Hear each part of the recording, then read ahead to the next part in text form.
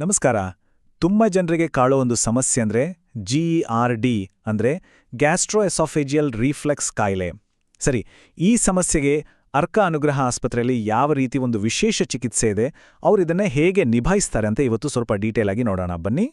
ಪದೇ ಪದೇ ಎದೆ ಉರಿ ಬಂದಾಗೆ ಆಗತ್ತಾ? ಇಲ್ಲಂದ್ರೆ ಬಾಯಲ್ಲಿ ಒಂಥರ ಹುಳಿ ಬಂದಾಗೆ ಫೀಲ್ ಆಗತ್ತಾ? ಕೇಳೋಕ್ಕೆ ಇದು ತುಂಬಾನೇ ಸಣ್ಣ ಸಮಸ್ಯೆ ಅನ್ಸ್ಬೋದು ಅಲ್ವಾ? ಆದ್ರೆ ಇದು GED ಅನ್ನೋ ಒಂದು ದೊಡ್ಡ ಸಮಸ್ಯೆ ಲಕ್ಷಣ ಆಗಿರ್ಬೋದು. ಅರ್ಕ ಅನುಗ್ರಹ ಆಸ್ಪತ್ರೆ ಫೋಕಸ್ ಮಾಡ್ತಿರೋದು ಕೂಡ ಇದೇ ಸಮಸ್ಯೆ ಮೇಲೆ. ಹಾಗಾದ್ರೆ ಇವತ್ತು ನಾವೇನೆಲ್ಲ ನೋಡ್ತೀವಿ ಅಂದ್ರೆ, ಮೊದಲನಿಗೆ ಇದರ ಲಕ್ಷಣಗಳೇನು, ಆಮೇಲೆ ಇವರ ಚಿಕಿತ್ಸಾ ವಿಧಾನ ಹೇಗಿದೆ, ಈ ಚಿಕಿತ್ಸೆಯ ಹಿಂದೆ ಯಾರಿದ್ದಾರೆ, ಅವರ ತತ್ವಗಳೇನು, ಮತ್ತೆ ಒಟ್ಟಾರೆಯಾಗಿ ಅವರ ಅಪ್ರೋಚ್ ಹೇಗಿದೆ ಅಂತ ಒಂದೊಂದಾಗಿ ನೋಡೋಣ. ಸರಿ, ಹಾಗಾದ್ರೆ ಮೊದಲು ಇದರ ಎಚ್ಚರಿಕೆಯ ಸಂಕೇತಗಳ ಬಗ್ಗೆ ಮಾತಾಡೋಣ. ಅಂದ್ರೆ ಯಾವ ಹಂತದಲ್ಲಿ ಡಾಕ್ಟರ್ ಹತ್ರ ಹೋಗ್ಬೇಕು ಅಂತ ಅನ್ಸುತ್ತೆ, ಆ ಲಕ್ಷಣಗಳಾದ್ರೂ ಏನು ನೋಡೋಣ ಬನ್ನಿ. ಈ ಆಸ್ಪತ್ರೆಯವರೇ ಹೇಳೋ ಪ್ರಕಾರ ಪದೇ ಪದೇ ಎದೆ ಉರಿತಾ ಇದ್ರೆ, ಬಾಯಲ್ಲಿ ಒಂಥರ ಕಹಿ ಅಥವಾ ಹುಳಿ ರುಚಿ ಬರ್ತಿದ್ರೆ, ಇಲ್ಲ ನುಂಗೋಕ್ ಕಷ್ಟ ಆಗ್ತಿದ್ರೆ ತಕ್ಷಣ ಒಬ್ಬ ಸ್ಪೆಷಲಿಸ್ಟ್ನ ಕನ್ಸಲ್ಟ್ ಮಾಡೋದು ತುಂಬಾನೇ ಮುಖ್ಯ. ಯಾಕಂದ್ರೆ ಇದನ್ನ ಸಣ್ಣಪುಟ್ಟ ವಿಷಯ ಅಂತ ಸುಮ್ಮನೆ ಬಿಡೋ ಹಾಗಿಲ್ಲ. ಇದು ನಮ್ಮ ಆರೋಗ್ಯ ನಮಗೆ ಕೊಡ್ತಿರೋ ಒಂದು ವಾರ್ನಿಂಗ್ ಬೆಲ್ ಇದ್ದಾಗೆ. ಓಕೆ, ಲಕ್ಷಣಗಳ ಬಗ್ಗೆ ಗೊತ್ತಾಯ್ತು.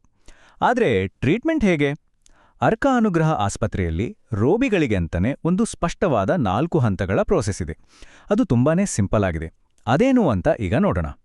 ಅಂದ್ರೆ ಫಸ್ಟ್ ಕನ್ಸಲ್ಟೇಷನಿಂದ ಶುರುವಾಗಿ ಲಾಂಗ್ ಟರ್ಮ್ ಕೇರ್ವರೆಗೂ ಪ್ರತಿಯೊಂದು ಸ್ಟೆಪ್ ಕೂಡ ರೋಗಿಗೆ ಒಂದು ಕ್ಲಿಯರ್ ಆದ ದಾರಿಯನ್ನ ತೋರಿಸುತ್ತೆ. ಇದು ಸುಮ್ಮನೆ ತಾತ್ಕಾಲಿಕವಾಗಿ ನೋವು ಕಡಿಮೆ ಮಾಡೋದಲ್ಲ, ಬದಲಿಗೆ ಸಮಸ್ಯೆನ ಬುಡದಿಂದಲೇ ತೆಗೆದುಹಾಕಿ ಸಂಪೂರ್ಣವಾಗಿ ಗುಣಮುಖರಾಗೋ ಹಾಗೆ ಮಾಡುವ ಒಂದು ಜರ್ನಿ ಇದು. ಯಾವುದೇ ಆಸ್ಪತ್ರೆಗೆ ಅಲ್ಲಿರೋ ಡಾಕ್ಟರ್ಸ್ ಮತ್ತೆ ತಜ್ಞರೇ ಹೃದಯ ಇದ್ದಾಗೆ ಅಲ್ವಾ? ಸೊ ಈಗ ಈ ಆಸ್ಪತ್ರೆಯ ಹಿಂದಿರೋ ಅನುಭವಿ ತಂಡದ ಬಗ್ಗೆ ಸ್ವಲ್ಪ ಮಾತಾಡೋಣ. 45ಕ್ಕೂ ಹೆಚ್ಚು, ಏನಿದು 45+? ಇದು ಈ ಆಸ್ಪತ್ರೆಯ ಪ್ರಮುಖ ಗ್ಯಾಸ್ಟ್ರೋ ಇಂಟೆಸ್ಟಿನಲ್ ಹಾಗೂ ಬ್ಯಾರಿಯಾಟ್ರಿಕ್ ಸರ್ಜನ್ ಆಗಿರೋ ಡಾಕ್ಟರ್ ರಮೇಶ್ ಮಕ್ಕಂ ಅವರ ಅನುಭವವನ್ನು ಸೂಚಿಸುತ್ತೆ. ಹೌದು, 45 ವರ್ಷಗಳ ಅನುಭವ. ಇದೊಂದು ಸಾಮಾನ್ಯ ವಿಷಯ ಅಲ್ಲ. ಈ ಆಸ್ಪತ್ರೆ ಸ್ಥಾಪಕರ ಲೆಗಸಿ ಬಗ್ಗೆ ಹೇಳಲೇಬೇಕು. ಡಾಕ್ಟರ್ ರಮೇಶ್ ಮಕ್ಕಂ ಅವರು ಸುಮಾರು 16,000ಕ್ಕೂ ಹೆಚ್ಚು ಸರ್ಜನ್ಗಳಿಗೆ ತರಬೇತಿ ಕೊಟ್ಟಿದ್ದಾರೆ ಅಂದ್ರೆ ಯೋಚನೆ ಮಾಡಿ. ಅಷ್ಟೇ ಅಲ್ಲ, ಡಾಕ್ಟರ್ ಸರಸ್ವತಿ ರಮೇಶ್ ಅವರು ಅಡ್ವಾನ್ಸ್ಡ್ ಲ್ಯಾಪ್ರೋಸ್ಕೋಪಿಕ್ ಗೈನಕಾಲಜಿ ಮತ್ತೆ ಹೋಲಿಸ್ಟಿಕ್ ವೆಲ್ನೆಸ್ ಅಂದ್ರೆ ಸಮಗ್ರ ಆರೋಗ್ಯದ ಬಗ್ಗೆ ಪರಿಣಿತಿ ಹೊಂದಿದ್ದಾರೆ. ಇದರ ಅರ್ಥ ಏನು ಅಂದ್ರೆ, ಅವರು ಕೇವಲ ರೋಗಕ್ಕೆ ಮಾತ್ರ ಟ್ರೀಟ್ಮೆಂಟ್ ಕೊಡಲ್ಲ, ಬದಲಾಗಿ ಒಬ್ಬ ವ್ಯಕ್ತಿಯ ಸಂಪೂರ್ಣ ಆರೋಗ್ಯದ ಕಡೆ ಗಮನ ಕೊಡ್ತಾರೆ. ಇದು ಬರೀ ಟ್ರೀಟ್ಮೆಂಟ್ ಅಲ್ಲ, ಇದೊಂದು ಜ್ಞಾನ ಮತ್ತೆ ಅನುಭವದ ಒಂದು ದೊಡ್ಡ ಪರಂಪರೆ.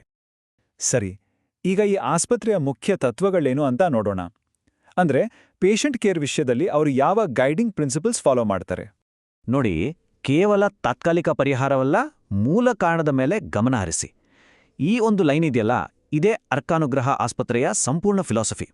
ಅಂದ್ರೆ ಸುಮ್ಮನೆ ರೋಗದ ಲಕ್ಷಣಗಳಿಗೆ ಮಾತ್ರ ಮದ್ದು ಕೊಡೋದಲ್ಲ, ಬದಲಿಗೆ ಆ ಸಮಸ್ಯೆ ಯಾಕೆ ಬರ್ತಿದೆ ಅಂತ ಅದರ ಮೂಲಕ್ಕೆ ಹೋಗಿ ಅದನ್ನ ಸರಿಪಡಿಸೋದು ಇವರ ಗುರಿ.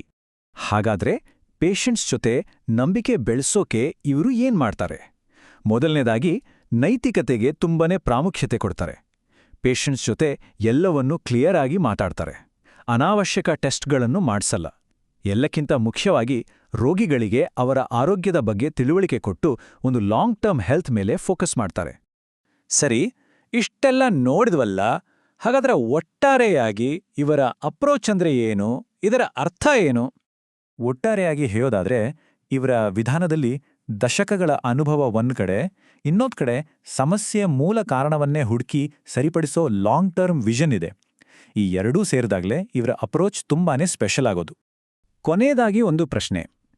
ಈ ರೀತಿ ದೀರ್ಘಕಾಲ ಕಾಡೋ ಸಮಸ್ಯೆಗಳಿಗೆಲ್ಲ ಸುಮ್ಮನೆ ಮೇಲೆ ಮೇಲೆ ಟ್ರೀಟ್ಮೆಂಟ್ ಕೊಡೋ ಬದಲು ಹೀಗೆ ಮೂಲ ಕಾರಣ ಹುಡುಕಿ ಸರಿಪಡಿಸೋ ಅಪ್ರೋಚ್ ಇದೆಯಲ್ಲ, ಇದೇ ನಮ್ಮ ಹೆಲ್ತ್ ಕೇರ್ನ ಭವಿಷ್ಯನಾ?